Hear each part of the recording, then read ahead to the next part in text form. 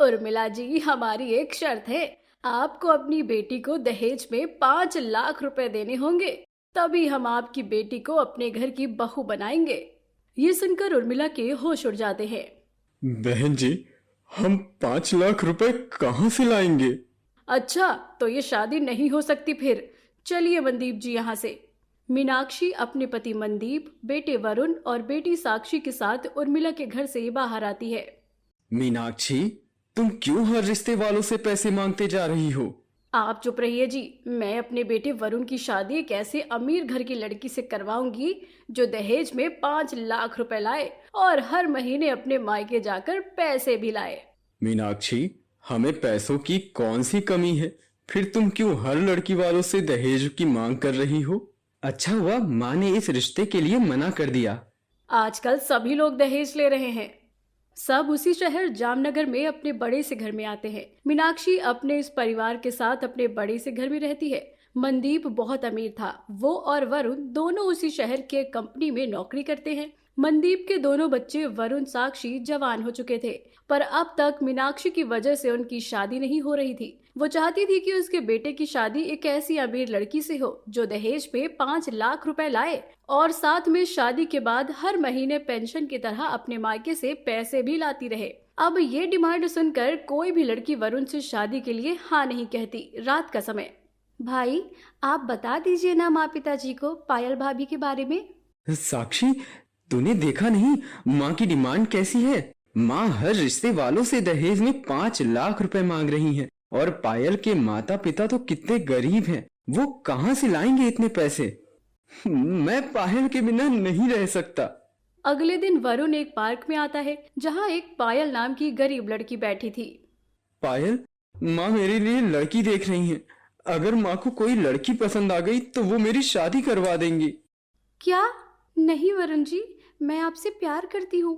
मैं आपके बिना नहीं रह सकती। आप बता दीजिए अपने माता पिता को अपने प्यार के बारे में। नहीं बता सकता पायल। माँ को दहेज में 5 लाख रुपए लाने वाली बहू चाहिए। माँ को तुम्हारी गरीबी के बारे में पता चलेगा तो वो कभी इस रिश्ते के लिए नहीं मानेंगी। ऐसा मत बोलिए वरुण जी, वरना मैं मर जाऊंगी। पायल, अब तो एक ही रास्ता बचा है। अब हम दोनों घर पर बिना बताए ही शादी कर लेते हैं। एक बार शादी हो गई ना तो माँ को अपने इस रिश्ते को स्वीकार करना ही होगा। ठीक है वरुण जी, हम कल ही शादी कर लेंगे। तभी पायल उसी शहर में अपने छोटे से एक कमरे के घर में आती है। पायल अपने इस घर में अपने गरीब माता पिता हरिया, दामिनी और छोटे भाई अजय के साथ बड़ी गरीबी अवस्था में अपना जीवन बिता रही थी। तभी पायल अपनी और वरुण की शादी की बात सबको बताती है। पायल के परिवार वालों को वरुण पायल के प्यार के बारे में पता था। बिटिया, जब वरुण के माता पिता इस रिश्ते से ना खुश होंगे तो तू क्यों वरुण से शादी कर रही है? माँ, वरुण जी ने कहा है एक बार शादी हो गई तो उनकी माँ कुछ नहीं कर पाएगी। ठीक है पायल, तुम्हारी खुशी के खातिर हम इस बात के लिए राजी हैं। बेटी की खुशी की खातिर पायल के माता पिता पायल की शादी कल ही मंदिर में वरुण के साथ करवा देते हैं और वरुण पायल को लेकर अपने बड़े से घर में आता है। ये लड़की कौन है वरुण? माँ, ये पायल है। मैं पायल से प्यार करता हूँ और हमने शादी कर ली है। क्या? तूने हमें बताए बिना इस लड़की से शादी कर लिया? माँ, पायल एक गरीब परिवार से है और मैं पायल के बिना नहीं रह सकता। अगर मैं आपको पायल और अपने प्यार के बारे में बताता तो आप कभी भी मेरी शादी पायल से नहीं करवाती। पायल बहुत अच्छी लड़की है माँ। अच्छी है?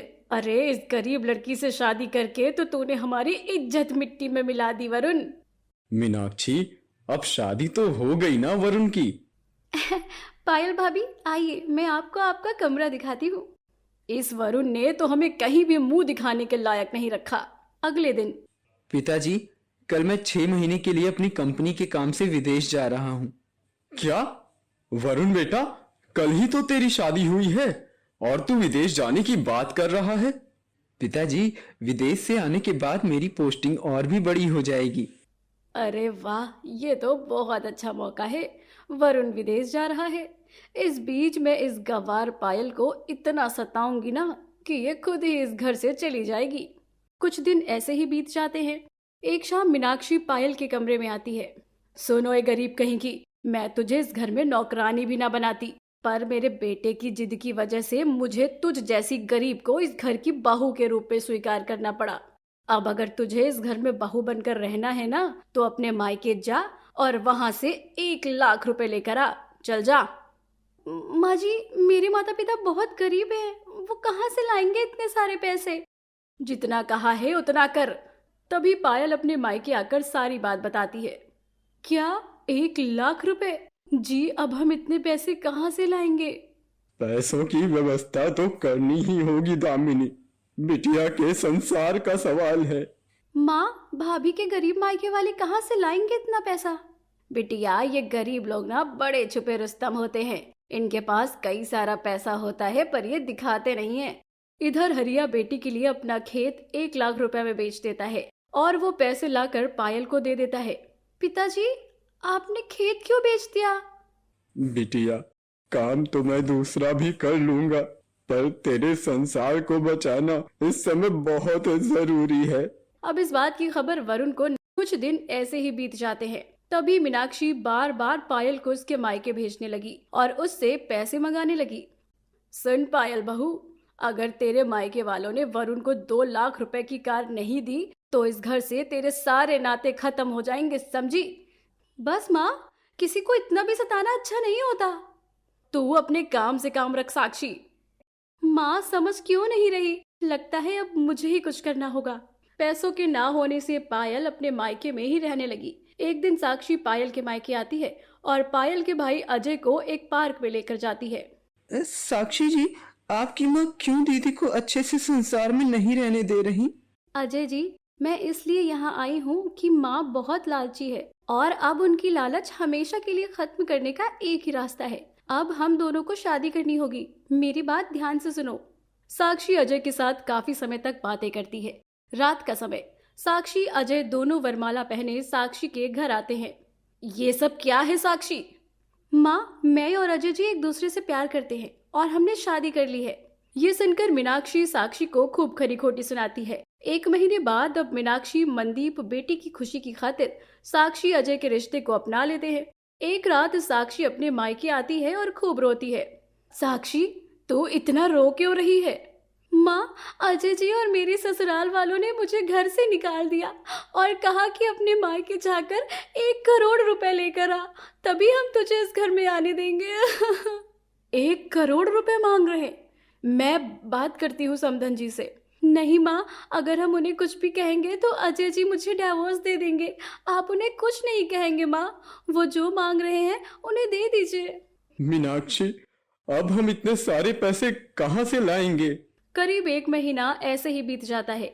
साक्षी को अपने मायके में देखकर मीनाक्षी के आस पड़ोस वाले मीनाक्षी को तरह तरह की बातें सुनाते हैं। साक्षी के यहाँ रहने से लोग साक्षी के बारे में तरह तरह की बातें करके उसे बदनाम करते जा रहे हैं। जी, अब हमें दामाद जी के पास जाकर बात करनी होगी। तभी मीनाक्षी अपने परिवार के साथ अजय के घर आती है।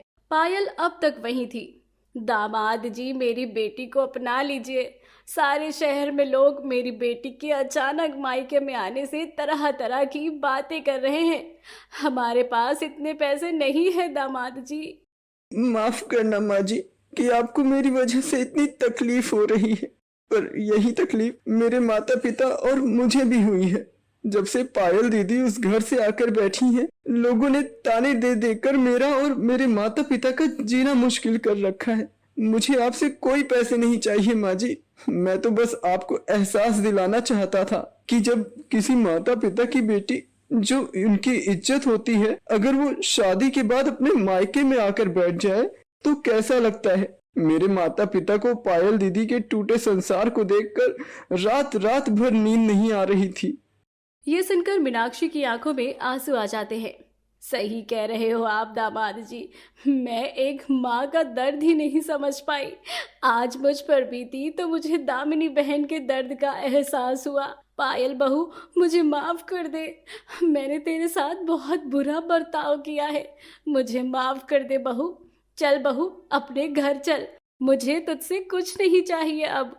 तो फाइनली मीनाक्षी को अपनी गलती का एहसास हो गया और वो पायल को लेकर खुशी खुशी अपने घर आकर हमेशा के लिए लालच करना छोड़ देती है और खुशी खुशी अपना जीवन बिताती है। और साक्षी अपने ससुराल वालों के साथ खुशी खुशी अपना जीवन बिताती है। पिताजी, आप क्यों इतना कर्ज ले रहे हो? मेरी शादी साधारण तरीके से भी तो हो सकती है ना? अगर आप कर्ज लौटा नहीं पाए तो हमारा ये घर नीलाम हो जाएगा। बिटिया, जिस घर में तेरी शादी होने जा रही है उस घर के लोग काफी अमीर हैं और हम नहीं चाहते कि उनके रिश्तेदारों में तुम्हारी बदनामी हो कि तुम कितने गरीब घर की बेटी हो। हाँ अनामिका, और हम धीरे धीरे करके चुका देंगे सारा कर्ज। ये है गरीब हरिया और उसका परिवार। हरिया मोनपुर गांव में अपनी पत्नी मेनका और बेटी अनामिका के साथ अपने छोटे से घर में बड़ी गरीबी में अपना जीवन यापन कर रहा था। हरिया उसी गांव के कारखाने में मजदूरी का काम करता था। उसकी आमदनी रोज की केवल 200 रुपए थी। अनामिका दिखने में काफी गोरी खूबसूरत थी। कुछ दिन पहले ही उसे उसी गांव के एक महेश नाम के लड़के का रिश्ता आया था। महेश के परिवार वाले मिडिल क्लास लोग थे। अब बेटी की शादी के लिए हरिया ने अपना घर गिरवी रखकर गांव के एक साहूकार से कर्ज लिया था। कुछ दिन बाद अनामिका की शादी महेश से हो जाती है और वो महेश के साथ अपने ससुराल चली जाती है। महेश के परिवार में उसके माता पिता शेखर दामिनी और बहन साक्षी थी। शादी के दूसरे दिन। माँ, मैं ऑफिस जा रहा हूँ, कुछ जरूरी काम आ गया है। महेश बेटा, तो शादी के दूसरे ही दिन काम पर जाने की बात कर रहा है। माँ, जाना जरूरी है, नौकरी का सवाल है। ठीक है बेटा, तू जा। तभी महेश बाहर आता है और एक रिक्शे में बैठकर अपने ऑफिस जाने लगता है। महेश उसी गांव की एक कंपनी में नौकरी करता है। तभी अचानक से बीच रास्ते में उस रिक्शे के साथ एक सड़क दुर्घटना हो जाती है, जिसमें महेश की हालत बेहद खराब हो जाती है। जब इस बात की खबर अनामिका और उसके ससुराल वालों को मिलती है तो वो सब फौरन हॉस्पिटल में आते हैं। डॉक्टर साहब, मेरे भाई ठीक तो है ना? आपके भाई महेश के शरीर पर इन्फेक्शन हद से ज्यादा बढ़ रहा था, इसीलिए उनकी जान बचाने के लिए हमें उनके दोनों पैर काटने पड़े। ये सुनकर अनामिका और उसके ससुराल वालों के पैरों तले जमीन खिसक जाती है। एक हादसे ने महेश को आज जीवन भर के लिए अपाहिज बना दिया। तभी महेश के इलाज के लिए शेखर अपना घर, अपना सब कुछ बेच देता है। करीब 15 दिन बाद महेश की ठीक होने पर शेखर और उसके परिवार वाले उसी गांव में एक छोटे से किराए के मकान में रहने चले आते हैं। भगवान जी, क्यों हमारे जीवन में ये तबाही आ गई? अब कैसे होगा हमारे परिवार का गुजारा? हमारे घर में तो ना पैसा रहा, ना अन्न का एक दाना। मनहूस कहीं की, ये सब जो हुआ है ना, उसकी जिम्मेदार केवल तू ही है। दामिनी, इसमें बहू की क्या गलती है? हाँ माँ, इसमें अनामिका की क्या गलती है? मेरे साथ जो घटना हुई है वो महज एक हादसा था। नहीं महेश, बहू ने जैसे ही इस घर में कदम रखा था तभी तुम्हारे साथ वो हादसा हुआ। बहू के पैर और बहू हमारे घर के लिए मनहूस पनौती बनकर आई है। हाँ भाई, माँ ठीक कह रही है। कोई कोई इंसान होता है मनहूस, और भाभी हमारे घर के लिए मनहूस ही बनकर आई है। भाभी, आपको ही हमारे इस परिवार की जिम्मेदारी उठानी होगी। अब आप ही हम सबका पालन पोषण करेंगी। अपने बारे में ऐसी बातें सुनकर अनामिका खूब रोने लगती है। अगले दिन। सुन मनहूस कहीं की, तेरी ही वजह से हम पलक झपकते ही रास्ते के भिखारी बन चुके हैं। अब तुझे ही इस परिवार का पेट पालना होगा। जा और गांव में जाकर काम करके पैसा कमा कर लिया, जा। महेश के साथ हुए हादसे की जिम्मेदार अब सब अनामिका को मानने लगे। तभी गरीब अनामिका गांव में आती है। क्या सच में मैं मनहूस हूँ? अनामिका गांव में इधर से उधर काम की तलाश में घूमती है। तभी अनामिका को उसका पिता हरिया गांव में मिलता है। तो अनामिका अपने पिता को सारी बात बताती है। पिताजी, सब लोग मुझे मनहूस कह रहे हैं। सब मुझे ही महेश जी के साथ हुई घटना का जिम्मेदार मान रहे हैं। समधन जी ऐसा कैसे कर सकती हैं? बिटिया, तू उन लोगों को छोड़ और तू मेरे साथ घर चल। अब तुझे अपने ससुराल जाने की कोई जरूरत नहीं है। नहीं पिताजी, मैं मानती हूँ कि मेरे ससुराल वाले मेरे साथ गलत कर रहे हैं, पर इस समय मेरे ससुराल वाले काफी परेशानी में हैं और मुझे उन्हें ऐसे अकेला छोड़कर नहीं जाना चाहिए। अब मुझे ही अपने परिवार के पालन पोषण का जरिया बनना है पिताजी। अपनी बेटी की समझदारी देखकर हरिया की आंखों में आंसू आ जाते हैं। उसके बाद अनामिका एक ढाबे पर आती है। वो ढाबा एक कमलेश नाम के आदमी का था। तभी कमलेश अनामिका की दुख भरी दास्तान सुनकर उसे अपने ढाबे पर खाना बनाने का काम दे देता है। उसके बाद अनामिका रोज कमलेश के ढाबे पर आकर अपने हाथों से स्वादिष्ट खाना बनाने लगी। कमलेश अनामिका को रोज के 300 रुपए देने लगा। अब अनामिका अपनी कमाई से अपने पति की दवाई और मकान का किराया देने लगी और पेट काट काट कर अपने परिवार के साथ अपना गुजारा करने लगी। इतना सब करने पर भी दामिनी घर के काम अनामिका से ही करवाती थी और साथ साथ गलती होने पर अनामिका को बेरहमी से मारती भी थी। अनामिका के ससुराल वाले जो खाना बनाते थे वो अनामिका के घर आने से पहले ही सारा खाना खा जाते थे, जिसके चलते रोज रोज अनामिका को अपने लिए खुद ही खाना बनाना पड़ता था। अब सारा दिन ढाबे पर काम करके अनामिका पहले ही बहुत थक जाती थी, जिसके चलते घर आकर उसे अपने लिए खाना बनाने में काफी तकलीफ होती थी। अनामिका अपने ससुराल वालों के लिए इतना सब कर रही थी, फिर भी उसके ससुराल वाले उसके साथ ऐसा बर्ताव कर रहे थे। इसी तरह दिन प्रतिदिन बीतने लगे। अनामिका रोज सवेरे अपने हाथों से अपने और सबके लिए चाय नाश्ता बनाती है और सबके लिए दोपहर का खाना सवेरे ही बनाकर ढाबे पर चली जाती है और सारा दिन ढाबे पर काम करके रात को थकी हारी घर आकर अपने हाथों से ही खाना बनाती है। एक रात अनामिका ढाबे से घर की ओर आ रही थी। अनामिका की तबीयत आज बहुत ज्यादा खराब हो चुकी थी। उसे काफी तेज बुखार आ चुका था। मुझसे तो चला भी नहीं जा रहा, कितनी घबराहट हो रही है मुझे और भूख भी लगी है। अनामिका गिरते पड़ते सड़क से जाने लगती है। तभी बुखार के कारण उसे चक्कर आ जाता है और वो बेहोश होकर वहीं सड़क पर गिर जाती है। तभी एक बुजुर्ग बाबा अनामिका को देखकर उसके पास आते हैं और उसके माथे पर हाथ रखते हैं। इस बच्ची के जीवन में कितने दुख लिखे हैं, मुझे इसकी सहायता करनी चाहिए। वो बाबा एक चमत्कारी बाबा थे। तभी वो अपने थैले से एक कढ़ाई निकालकर अनामिका के पास रखकर वहां से चले जाते हैं। तभी अनामिका को होश आता है। अरे, ये कढ़ाई किसने रखी यहाँ? अनामिका आसपास देखती है तो वहाँ कोई नहीं था। तभी वो उस कढ़ाई को लेकर घर आती है और थकी हारी रसोई में जाकर उस कढ़ाई को चूल्हे पर रखती है। मेरी तबीयत कितनी खराब हो गई है, अब कैसे बनाऊं मैं खाना? अनामिका जैसे ही उस कढ़ाई को देखती है, उस खाली कढ़ाई में कढ़ाई भरकर स्वादिष्ट गर्मा गर्म खाना अपने आप आ जाता है। ये चमत्कार देखकर अनामिका के होश उड़ जाते हैं। अरे, ये कढ़ाई तो खाली थी और मैंने तो इसमें कुछ डाला भी नहीं था, फिर इसमें ये पकवान कैसे आ गया? अनामिका को अपनी आंखों पर विश्वास नहीं हो रहा था। तभी उस कढ़ाई से आवाज आती है। अनामिका, मैं एक जादुई कढ़ाई हूँ और ये खाना मैंने अपने जादू से ही बनाया है। अब तुम्हें जीवन में कभी खाना बनाने के लिए मेहनत नहीं करनी पड़ेगी। अब मैं जीवन भर तुम्हें अपने जादू से बढ़िया बढ़िया पकवान बना कर दूंगी। ये सुनकर अनामिका के होश उड़ जाते हैं। क्या तुम एक जादुई कढ़ाई हो? अरे वाह, ये तो कमाल हो गया। तुमने तो मेरी सारी परेशानी ही दूर कर दी। तभी अनामिका उस कढ़ाई से खाना निकाल कर खाती है और उस कढ़ाई को रसोई में छुपाकर उसके बाद अगले दिन सवेरे दामिनी अनामिका को खाना बनाने के लिए कहती है तो अनामिका अपनी जादुई कढ़ाई की सहायता से 1 ही मिनट में कढ़ाई से खाना निकालकर अपने काम पर चली जाती है। उसके बाद सारा दिन काम से थकी हारी आने के बाद अनामिका रसोई में आती है और बिना मेहनत किए एक ही पल में अपनी उस जादुई कढ़ाई से खाना निकालती है और खाकर सो जाती है। एक रात अनामिका अपनी जादुई कढ़ाई से रसोई में बात कर रही थी। जादुई कढ़ाई, तुम्हारे आने से मेरे जीवन में कितनी राहत आ चुकी है। सच में तुम बहुत अच्छी हो। तुम मेरी कितनी सहायता कर रही हो। अनामिका, कमजोर और मजबूरों की सहायता करना ही मेरा काम है। वो देखो, हमारी सारी बात तुम्हारी सास और ननंद चुपके से दीवार के पीछे से सुन रही हैं। अच्छा, तो ये मनहूस भाभी इस जादुई कढ़ाई से खाना निकाल रही है। तभी साक्षी और दामिनी रसोई में आते हैं। अच्छा, तो तुम मनहूस कहीं की इस जादुई कढ़ाई से बढ़िया बढ़िया पकवान निकाल कर खा रही है। ला इधर दे ये जादुई कढ़ाई। दामिनी और साक्षी जैसे ही उस कढ़ाई को उठाने लगते हैं तभी वो जादुई कढ़ाई हवा में उड़ जाती है और दामिनी साक्षी दोनों के सिर पर जोर जोर से अपने आप को मारने लगती है। अरे बाप रे, अरे नहीं नहीं, अरे नहीं नहीं, अरे बाप रे बाप। तुम दोनों अनामिका पर काफी जुल्म कर रहे हो ना।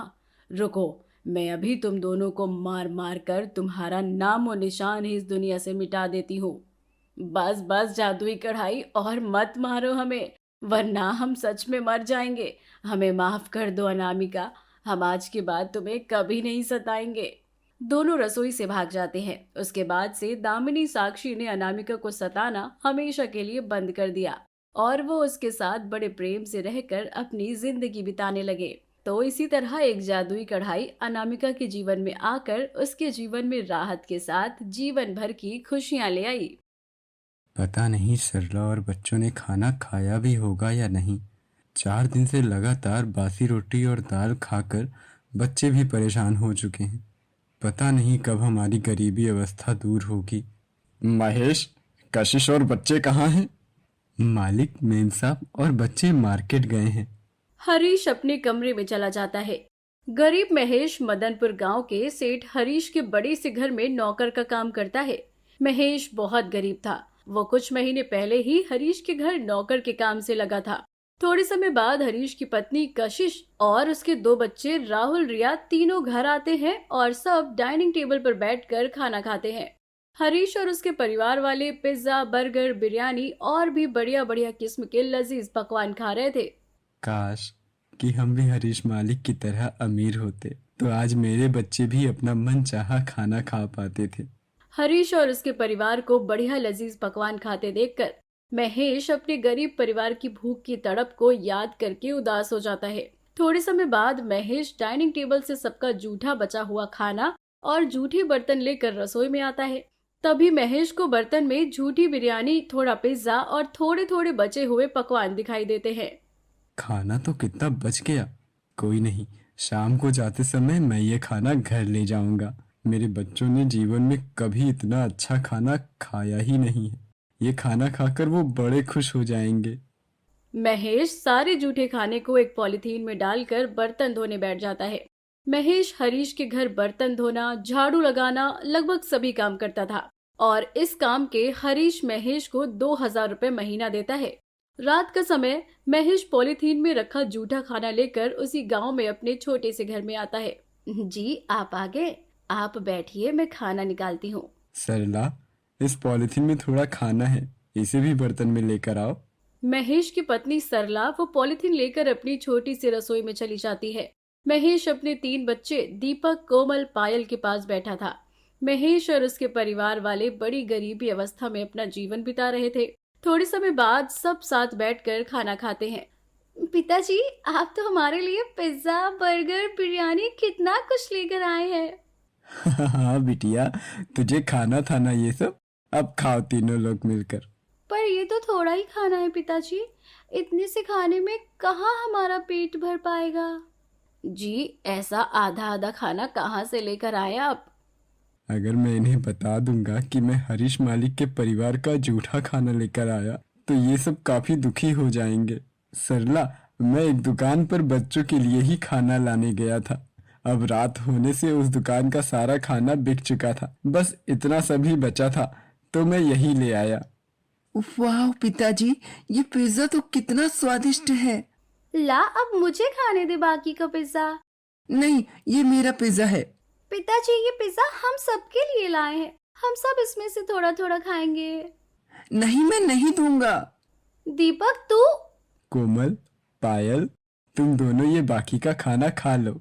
थोड़े समय बाद, पिताजी आप पहली बार हमारे लिए इतना अच्छा खाना लाए थे, पर वो भी इतना कम। इतने कम खाने में तो हमारा पेट ही नहीं भरा। बिटिया, जब मेरे पास पैसे आएंगे ना तो मैं तुम सबके लिए कई सारा खाना लेकर आऊंगा। पिताजी, आप हमेशा एक ही बात कहते हो, मैं लेकर आऊंगा खाना, पर आप कभी नहीं लाते और फिर रोज रोज हमें बासी रोटी और दाल ही खाना पड़ता है। बच्चों, तुम्हारे पिताजी की आमदनी बहुत कम है। इतनी कम आमदनी में ये दाल रोटी ही हमें बड़ी मुश्किल से नसीब होती है। तभी तीनों बच्चे बिस्तर पर जाकर लेट जाते हैं। कैसा पिता हूं मैं जो अपने बच्चों को अच्छा खाना भी नहीं खिला सकता।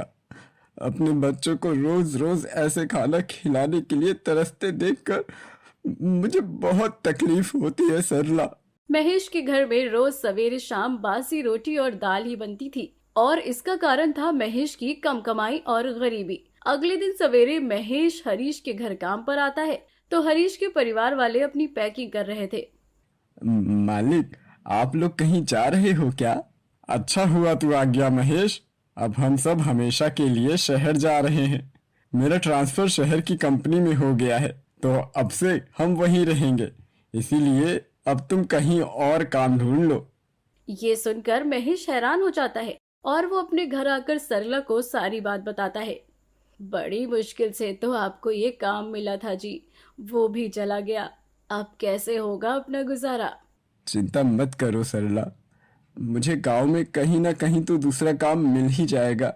काम के चले जाने से महेश सरला काफी उदास हो जाते हैं। अगले दिन महेश गांव में काम की तलाश में सड़क से पैदल जा रहा था। तभी अचानक एक तेज रफ्तार ट्रक आकर महेश को अपने नीचे कुचल देता है और महेश की मौत हो जाती है। महेश की मौत की खबर सुनकर सरला और उसके बच्चे खूब रोते हैं। कुछ दिन बाद सरला और उसके बच्चे अब रोटी दाने को तरस गए थे। उनके घर में न राशन बचा था न खाने को खाना। माँ, मुझे भूख लगी है। बिटिया, बासी रोटी रखी है रसोई में, वही खा ले। नहीं माँ, मुझे नहीं खानी है बासी रोटी। बासी रोटी खा खा कर मेरे पेट में दर्द होने लगा है। माँ, हमें अच्छा वाला खाना खाना है। बच्चों, इस समय घर में अन्न का एक दाना नहीं है और ना ही मेरे पास पैसे हैं। अब मैं कहाँ से लाकर दूँ तुम्हें अच्छा खाना? तीनों बच्चे भूख के कारण तड़पने लगते हैं। अब मुझे ही बाहर जाकर काम करके पैसे कमाने होंगे और अपने बच्चों का पालन पोषण करना होगा।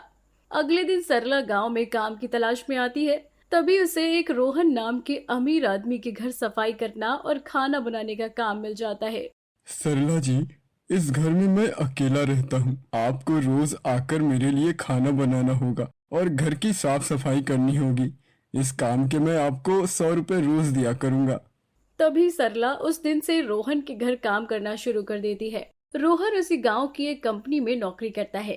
रोहन अनाथ था। इसी तरह दिन गुजरते गए। सरला रोज रोहन के घर काम करने लगी और रोहन के दिए पैसों से अपने बच्चों के साथ चटनी रोटी खाकर पेट काट काट कर अपना गुजारा करने लगी। करीब 1 महीने ऐसे ही बीत जाते हैं। रोहन को सरला और उसके जीवन के दुखों के बारे में कोई खबर नहीं थी। एक दिन सरला को अचानक बुखार आ जाता है। इस वजह से आज वो रोहन के घर काम पर नहीं जाती। इधर रोहन अपने घर में था। आज मेरा जन्मदिन है, चलो आज सरला जी के साथ ही अपना जन्मदिन मना लेता हूँ। पर ये सरला जी अब तक आई क्यों नहीं?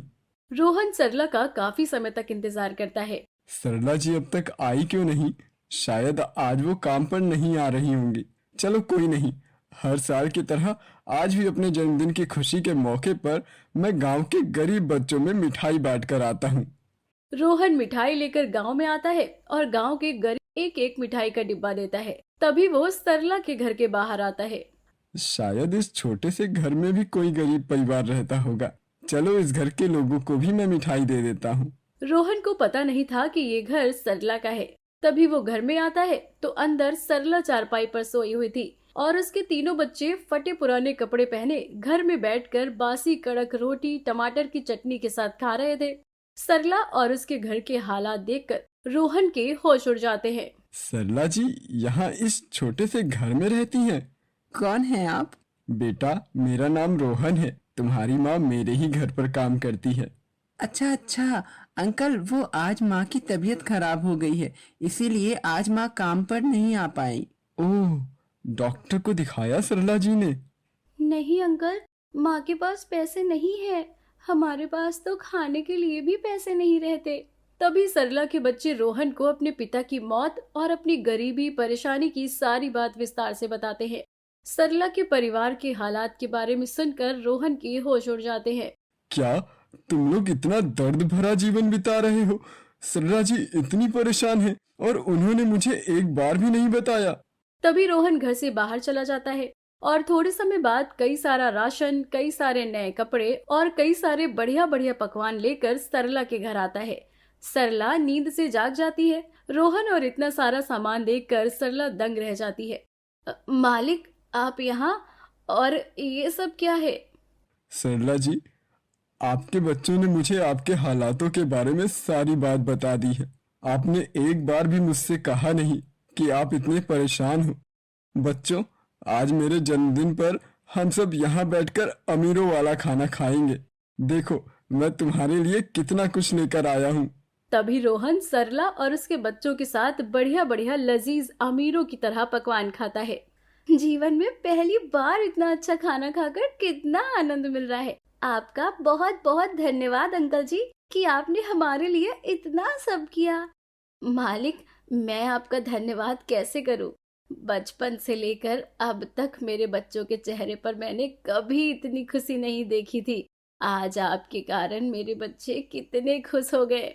सरला जी, मैं आपके और आपके बच्चों के चेहरे पर ये खुशी जीवन भर के लिए लाना चाहता हूँ। सरला जी, मुझसे शादी करोगी? ये सुनकर सरला के होश उड़ जाते हैं। उसके बाद रोहन के लाख मिन्नतें करने पर सरला रोहन से शादी के लिए हाँ कह देती है और 2 ही दिन बाद सरला रोहन की शादी हो जाती है। जिसके बाद रोहन सरला और उसके बच्चों को अपनाकर उन सबको अपने बड़े से घर में लेकर आता है और उनके साथ खुशी खुशी अपना जीवन बिताता है। तो इसी तरह एक गरीब परिवार ने खाया अपने घर पर अमीर खाना और सरला के जीवन में आ गई ढेर सारी खुशियाँ। जी सुनिए, हम एक बार शहर के हॉस्पिटल में मेरा चेकअप करके आते हैं ना। अनुजा, 5 सालों से हमने कितना इलाज करवा लिया, पर हमें अब भी कोई फायदा नहीं हुआ। अब तो लगता है कि इस जन्म में हमें माता पिता बनने का सुख प्राप्त ही नहीं होगा। हरिया अपनी पत्नी अनुजा के साथ उड़ानपुर गांव में अपने छोटे से घर में रहकर बड़ी गरीबी अवस्था में अपना जीवन बिता रहा था। हरिया अनुजा की शादी को 5 साल हो चुके थे, पर अब तक उन्हें संतान का सुख प्राप्त नहीं हो पाया था। माँ, क्या कर रही हो आप? ये सुनकर अनुजा दंग रह जाती है। इस बच्चे ने मुझे माँ कहा। रोहन बेटा, मैंने तुम्हें मना किया था ना, ऐसे किसी के घर में नहीं घुसते। चलो घर चलो। जी, उस बच्चे ने कितने प्यार से मुझे माँ कहकर पुकारा। आज अगर हमारा भी कोई बेटा होता तो वो भी मुझे ऐसे ही माँ कहकर पुकारता था। ये सुनकर हरिया की भी आंखें नम हो जाती हैं। जी, हमारी अपनी औलाद कब होंगी जी? भगवान जी, क्यों खुशियाँ हमारी दहलीज पर आना बंद कर दिए? हमारी भी झोली संतान की खुशियों से भर दीजिए भगवान जी। हरिया अनुजा खूब रोते हैं। थोड़े समय बाद हरिया अपने काम पर चला जाता है। हरिया उसी गांव में एक सेठ कुलदीप के खेत में 100 रुपए रोज से मजदूरी का काम करता है। इसी तरह दिन प्रतिदिन गुजरने लगे। एक रात अनुजा की तबीयत बहुत ज्यादा खराब हो जाती है। तभी हरिया उसे हॉस्पिटल लेकर आता है। थोड़े समय बाद, बधाई हो हरिया भाई, आप पिता बनने वाले हो। अनुजा जी प्रेग्नेंट है। क्या? मैं पिता बनने वाला हूँ? अरे अरे, मैं पिता बनने वाला हूँ। मैं पिता बनने वाला हूँ। अरे अरे, अनुजा कहाँ है? अनुजा। हरिया अनुजा के पास आता है। जी, मुझे पता है, डॉक्टर साहब ने सबसे पहले मुझे ही सुनाई ये खबर। आज मैं बहुत खुश हूँ अनुजा। दोनों की खुशियों का ठिकाना न रहा। सालों से जिस खुशी ने हरिया के घर की दहलीज का रास्ता भूल दिया था, आज वो खुशी खुद चलकर आई और हरिया के घर की खुशी और हरिया अनुजा के चेहरे की मुस्कान का जरिया बन गई। उसके बाद हरिया अनुजा को लेकर घर आता है और साय की तरह अनुजा का ख्याल रखता है। इसी तरह कई महीने बीत जाते हैं और आखिरकार एक दिन अनुजा एक प्यारे से बेटे को जन्म देती है, पर वो बच्चा एक पैर से अपाहिज था। हरिया भाई, आपका बच्चा जीवन भर एक पैर से अपाहिज रहेगा। हमारा बच्चा अपाहिज है तो क्या हुआ डॉक्टर साहब? हम उसका पैर बनकर जीवन भर उसके साथ चलेंगे। इसी तरह साल दर साल बीतने लगे।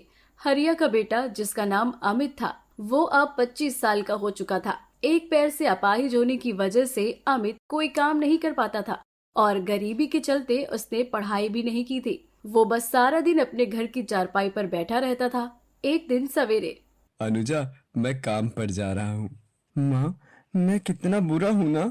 इस बुढ़ापे में भी पिताजी को बाहर जाकर काम करना पड़ रहा है और मैं जवान बेटा घर में होकर भी अपने माता पिता का बुढ़ापे में सहारा नहीं बन पा रहा हूँ। इस दुनिया में आकर तो मैं आप दोनों पर बोझ बन चुका हूँ। नहीं मेरे बच्चे, तू तो हमारा जीवन है। तेरे आने से तो हमने हंसना सीखा है, फिर तू कैसे हम पर बोझ हो सकता है भला? माँ, इस उम्र में पिताजी को काम करते देखकर मुझे बहुत तकलीफ होती है।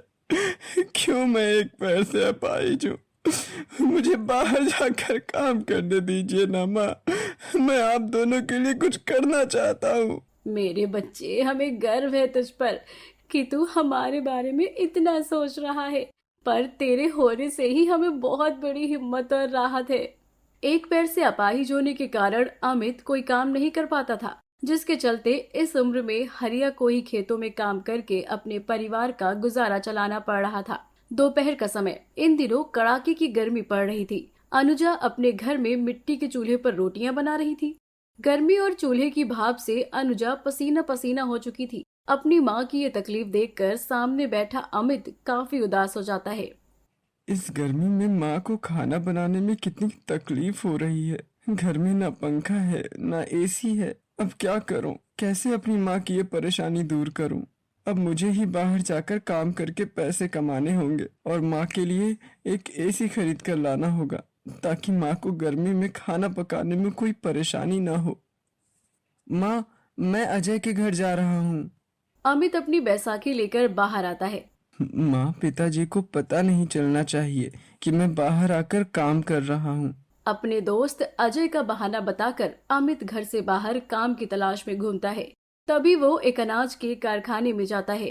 अरे भाई, अपनी हालत तो देख, तुझसे ये अनाज की बोरियां नहीं उठाई जाएंगी। मालिक, मैं कर लूंगा ये काम। क्यों अपनी जान गंवाने पर तुला है?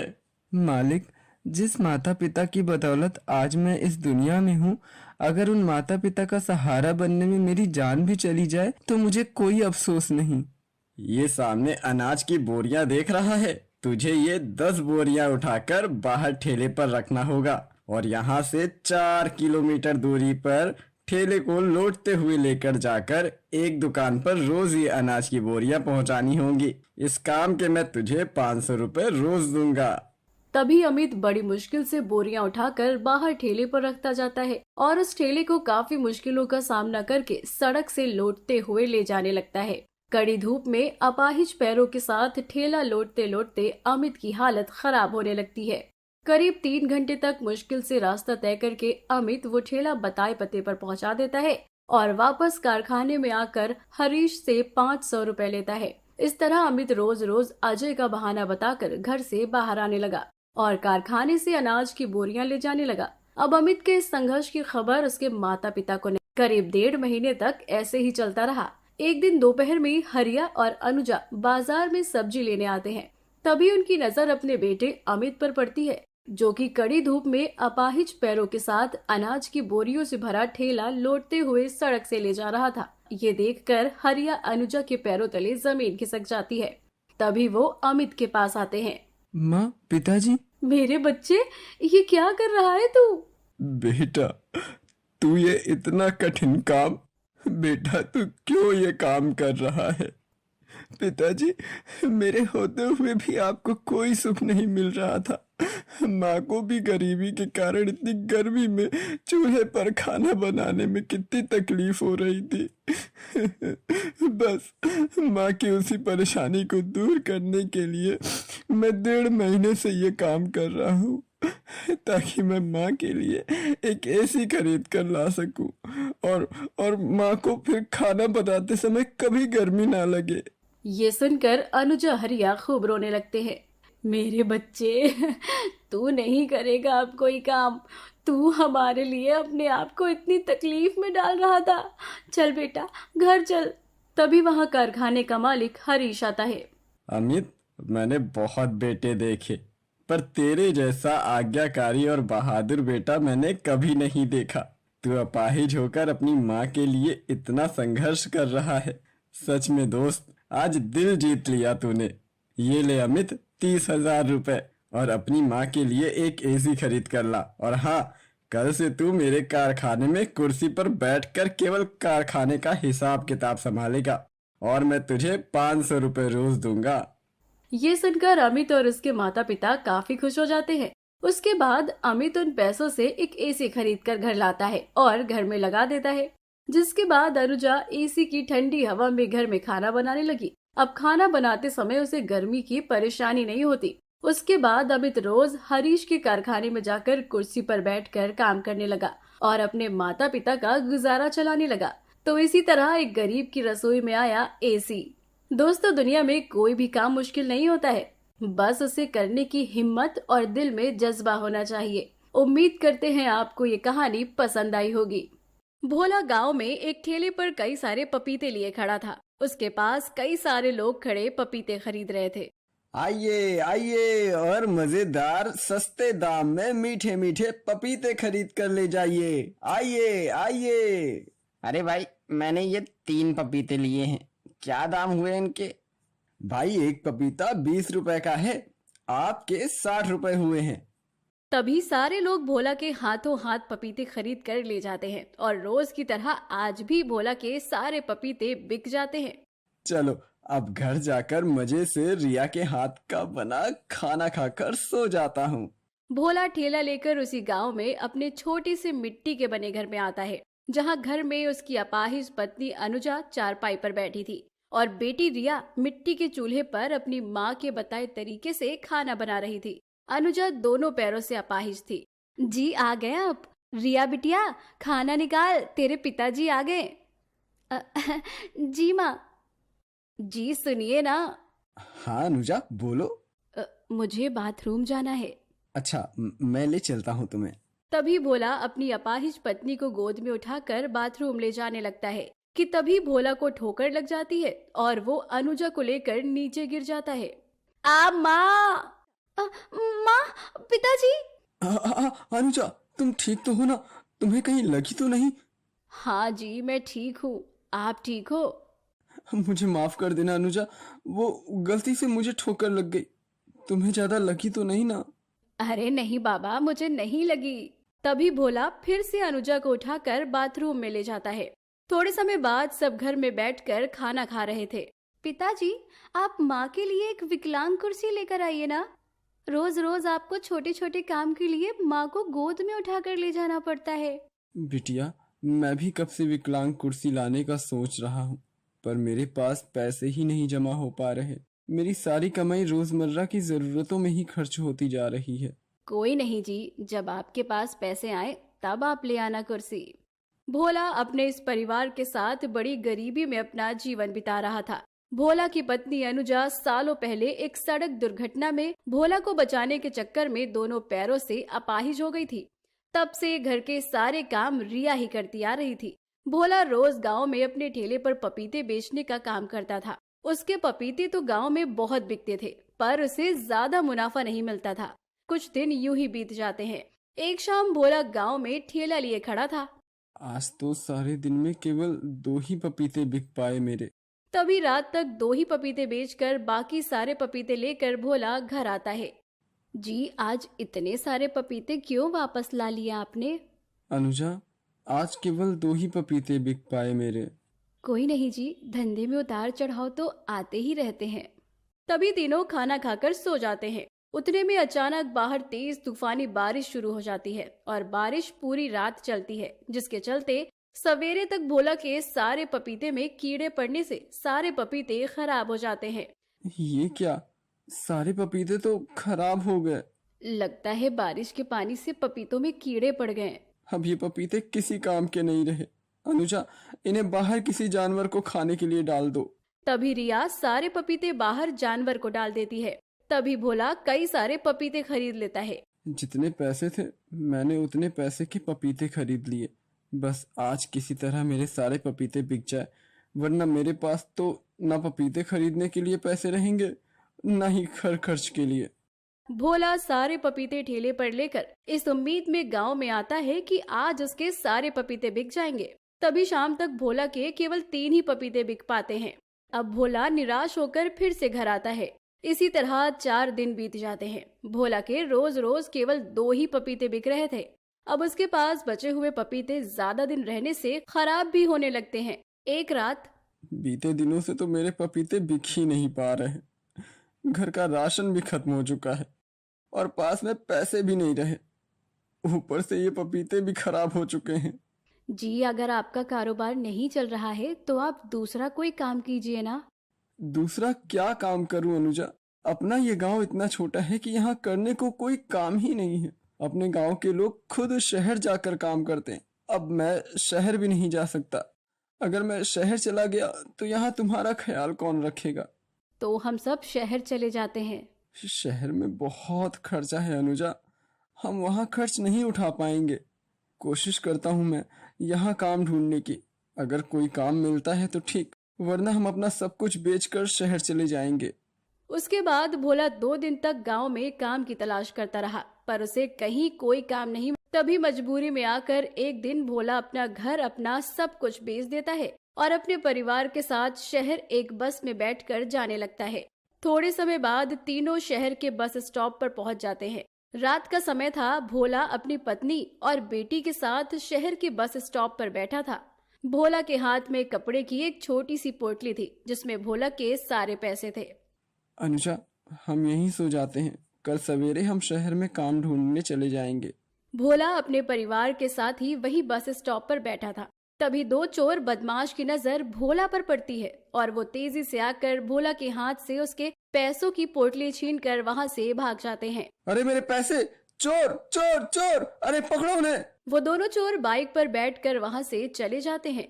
जी, वो चोर तो हमारे सारे पैसे चुरा कर ले गए। ये क्या हो रहा है हम गरीबों के साथ? वो चोर हमारे जीवन की सारी जमा पूंजी लेके चले गए। तीनों काफी परेशान होने लगते हैं। अब पैसों के ना होने से तीनों भूखे प्यासे शहर में इधर से उधर भटकने लगे। करीब 2 दिन ऐसे ही बीत जाते हैं। तभी तीनों शहर के बाहर एक जंगल में आकर बैठ जाते हैं। अब भूख से तीनों का हाल बेहाल होने लगता है। माँ, मुझे बहुत भूख लगी है। भगवान जी, हमने किसी का क्या बुरा किया है? क्यों हमारे साथ ऐसा हो रहा है? अब हम कहाँ जाएंगे? हम क्या रहेंगे? क्या खाएंगे? इसी तरह एक दिन और बीत जाता है। अब तीनों की हालत इतनी खराब हो जाती है कि भूख के कारण तीनों से खड़ा भी नहीं हुआ जा रहा था। तभी एक बुजुर्ग बाबा भोला और उसके परिवार के पास आते हैं। क्या हुआ बेटा, तुम तीनों इस जंगल में क्यों बैठे हो? तभी भोला बाबा को सारी परेशानी के बारे में बताता है।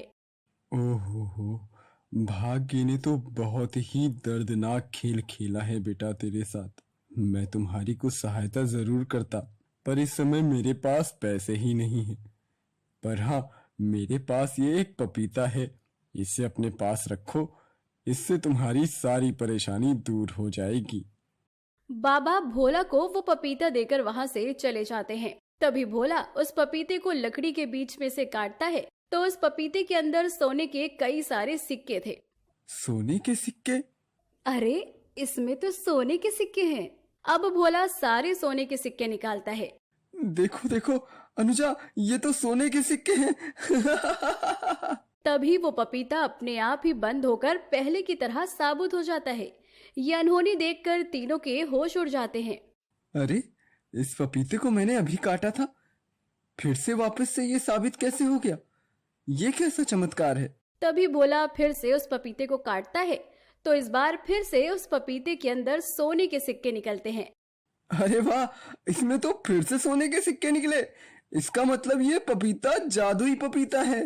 तभी वो पपीता फिर से साबुत हो जाता है।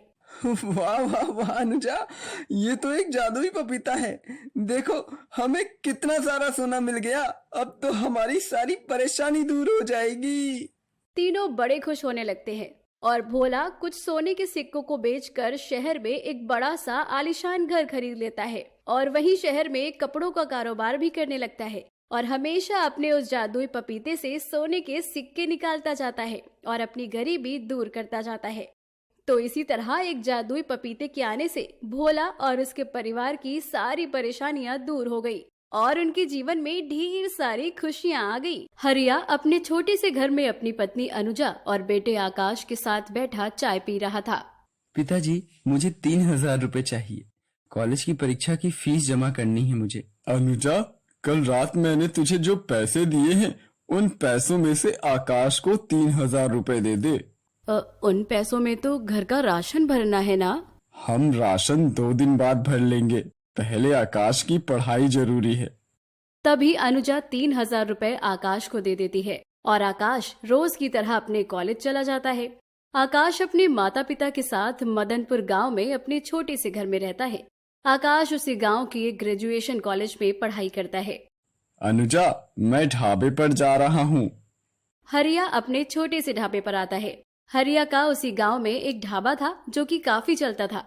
ग्राहक आते ही होंगे, फटाफट खाना बना लेता हूँ। हरिया का ढाबा उस गांव में बहुत चलता था।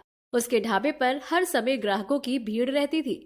तभी रोज की तरह आज भी कई सारे ग्राहक ढाबे पर आकर खाना खाकर जाते हैं। रात का समय। चलो, आज तो 1500 रुपए की कमाई हो गई। तभी हरिया ढाबा बंद करके अपने घर चला जाता है। इसी तरह कई दिनों तक चलता रहा। हरिया की रोज की कमाई 1000 से 1500 के बीच होती थी। एक दिन सवेरे हरिया ढाबे पर बैठा था। उस समय ढाबे पर एक भी ग्राहक नहीं था। आज ग्राहक क्यों नहीं आए? रोज तो इस समय काफी सारे ग्राहक आ जाते थे। हरिया ने काफी सारा खाना बना लिया था। देखते ही देखते दोपहर हो जाती है, पर अब तक ढाबे पर कोई भी ग्राहक नहीं आते। कमाल है, आज ढाबे पर एक भी ग्राहक नहीं आया। ग्राहकों के ना आने से हरिया काफी परेशान हो जाता है। तभी शाम तक ढाबे पर बड़ी मुश्किल से केवल 4 ही ग्राहक आते हैं और रोज के मुकाबले हरिया की आज केवल 150 रुपए ही कमाई होती है। आज तो ग्राहक ही नहीं आए ढाबे पर। अब इतना सारा खाना भी बच गया। ये खाना तो कल तक खराब हो जाएगा। हरिया खाना लेकर घर चला आता है। इसी तरह दिन प्रतिदिन बीतने लगे। अब हरिया के ढाबे पर रोज रोज केवल 4 से 5 ही ग्राहक आने लगे। उसकी रोज की कमाई अब 100 से 150 के बीच ही होने लगी, जिसके चलते अब हरिया और उसके परिवार को अपना गुजारा चलाने में काफी परेशानियों का सामना करना पड़ रहा था। एक शाम सब घर में बैठे थे। जी, घर का राशन खत्म होने को आया है और बिजली का बिल भी भरना है। मेरे पास तो पैसे ही नहीं है अनुजा। बीते दिनों से तो ढाबे पर मेरी आमदनी ही नहीं हो रही है। जो 100-150 की आमदनी हो रही है वो ढाबे के खाले में चली जा रही है। पिताजी, मुझे 2000 रुपए चाहिए थे। मुझे नोट्स और प्रैक्टिकल खरीदना है। ये कैसी परेशानी आ गई हम पर। अब क्या करे जी? मैं अपनी साइकिल बेच देता हूँ अनुजा। आकाश को पैसे देना जरूरी है। इसकी पढ़ाई का सवाल है। नहीं नहीं पिताजी, आप अपनी साइकिल नहीं बेचेंगे। मैं तो कहता हूँ अब मैं पढ़ाई छोड़ देता हूँ। मेरी पढ़ाई के लिए कितना खर्च लग रहा है और ऊपर से घर में इतनी परेशानी चल रही है। मैं आपको और परेशान नहीं करना चाहता। नहीं बेटा, तू अपनी पढ़ाई मत छोड़। हमें तुझसे बहुत उम्मीदें हैं। आज भले ही हमारे परेशानी के दिन है, पर देखना बहुत जल्द राहत के दिन भी आएंगे। तेरे पिताजी सही कह रहे हैं आकाश, तू अपनी पढ़ाई मत छोड़। तो मैं कॉलेज का खर्च कैसे दूंगा फिर माँ? तू चिंता मत कर। अब से मैं ढाबा चलाने के साथ साथ गांव में मजदूरी भी करूंगा। दुगनी कमाई होगी तो हमारी सारी परेशानी भी दूर होती रहेगी। अपनी कमाई ना होने से और परिवार की आर्थिक स्थिति खराब देखकर अगले दिन से हरिया सारा दिन ढाबे पर काम करने लगता है और आधी रात तक उसी गांव में एक कारखाने में कड़ी मजदूरी करने लगता है। इसी तरह कई दिनों तक चलता रहा। अपने पिता के ऐसे संघर्ष को देखकर आकाश काफी दुखी होने लगता है। कुछ महीने बाद आकाश की पढ़ाई पूरी हो जाती है। एक रात, माँ, पिताजी, कल मैं शहर जा रहा हूँ। वहाँ मुझे एक कंपनी में नौकरी मिल गई है। अब देखना, मैं बहुत जल्द अपनी सारी गरीबी दूर कर दूंगा। ये तो बड़ी अच्छी बात है बेटा। हमारा आशीर्वाद हमेशा तुम्हारे साथ है। तभी अगले दिन आकाश शहर चला जाता है और वहाँ कंपनी में नौकरी करके शहर में एक किराए के मकान से रहने लगता है। करीब 3 महीने यूं ही बीत जाते हैं। आकाश हर महीने अपने माता पिता को पैसे भेजने लगा। एक दिन आकाश अपने गांव अपने घर आता है। आकाश अपने पिता के साथ उसके ढाबे पर था। आज भी रोज की तरह हरिया के ढाबे पर कोई ग्राहक नहीं था।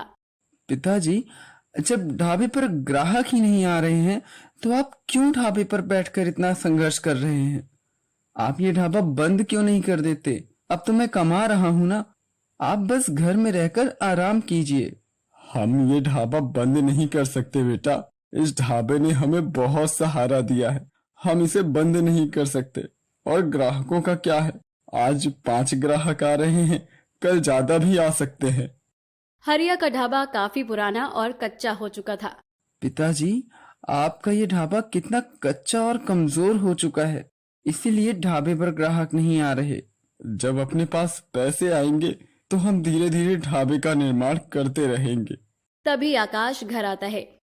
अगर हम अपने ढाबे को तोड़कर एक बड़ा और खूबसूरत ढाबा बना लेंगे तो हमारे ढाबे पर काफी लोग आकर खाना खाएंगे। इससे पिताजी की अच्छी कमाई भी होने लगेगी। हाँ, ये सही रहेगा। मैं कल ही कंपनी में जाकर लोन के लिए अप्लाई कर देता हूँ और ढाबे को तोड़कर एक खूबसूरत सा ढाबा बनाता हूँ। तभी अगले दिन आकाश शहर आता है और अपनी कंपनी में लोन के लिए अप्लाई कर देता है। करीब 15 दिन के बाद आकाश को कंपनी से 3 लाख रुपए का लोन मिल जाता है और वो सारे पैसे लेकर आकाश अपने गांव अपने घर आता है। बेटा, तूने क्यों इतना कर्ज ले लिया कंपनी से? अब कैसे चुकाएगा तू इतना कर्ज? पिताजी, लोन के पैसे मेरी पगार से कटते रहेंगे, आप चिंता मत कीजिए। अब मैं अपना ढाबा ऐसा बनाऊंगा कि लोग ढाबे को देखते ही ढाबे पर आने की चाहत रखेंगे। तू कैसा ढाबा बनाएगा बेटा? माँ, मैं ऐसा यूनिक ढाबा बनाऊंगा कि ऐसा ढाबा पूरी दुनिया में कहीं होगा ही नहीं। मैं अपना ढाबा चांद की तरह बनाऊंगा। अपने ढाबे के अंदर आते ही लोगों को ऐसा लगेगा कि लोग चांद पर आ गए।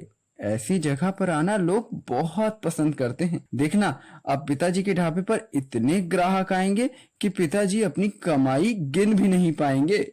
तभी अगले ही दिन आकाश शहर से कुछ कारीगरों को बुलाता है और वो आकाश के बताए तरीके से हरिया का ढाबा तोड़कर वहां पर नया ढाबा बनाने लगते हैं।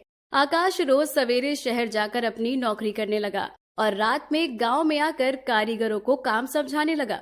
6 महीने की कड़ी मेहनत के बाद आकाश इतना खूबसूरत चांद की तरह ढाबा बना लेता है कि पूरा गांव वो ढाबा देखकर दंग रह जाता है।